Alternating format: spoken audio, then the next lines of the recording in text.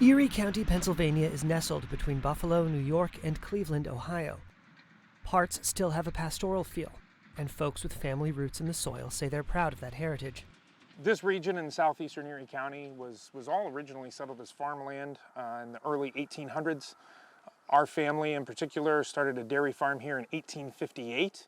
Brian Young owns Young Family Farm in Wattsburg. He says the 200-acre farm isn't large enough to sustain itself on agriculture alone, and so his family maintains it primarily as a tradition. So today, this is something we keep alive for our children and for our family legacy and history by growing row crops such as corn and soybeans. Some, still tied in some way to farming here, told Reuters that their costs are foremost in their mind when it comes to voting in the November 5th, 2024 presidential election.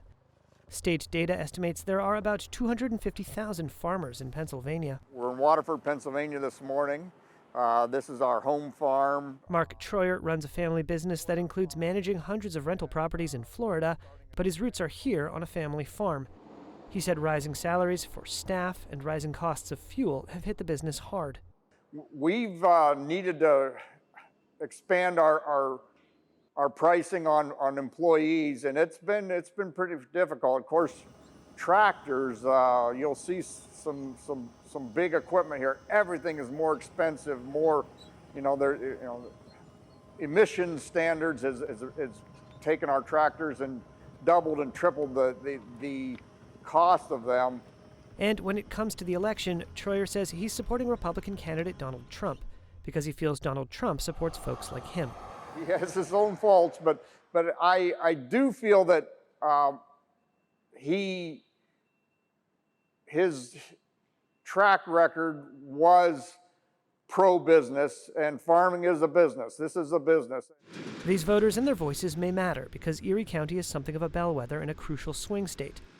Republican President Donald Trump won Erie County in 2016. 4 years later, the county voted for Democratic President Joe Biden. In both those contests, the winner in Erie County also won the state of Pennsylvania, and Pennsylvania is seen as a must-win state by both Democratic and Republican presidential campaigns. People like Troyer and Young cheered the Tax Cuts and Jobs Act signed into law by Trump in 2017. They want to see some of those temporary cuts extended beyond 2024. Our direct hope is tax. Honestly, tax cuts that already occurred. We want the Tax Cuts and Jobs Act to continue. The Congressional Budget Office has estimated that extending the taxpayer-favorable TCJA provisions would add $4.6 trillion to the national debt over the next decade. And pro-Trump views rub up against competing ideas here in Erie County. Lisa Gross supports Democratic presidential candidate Kamala Harris, despite her neighbor's preference for Donald Trump. I think that she's going to be the great choice. I think everybody should think what they're doing. He doesn't care. He doesn't care one way or the other about who lives or dies and who prospers and who doesn't. And I feel that she does, and that's why I'm voting for Kamala. The latest Reuters Ipsos poll shows Harris and Trump effectively tied nationally.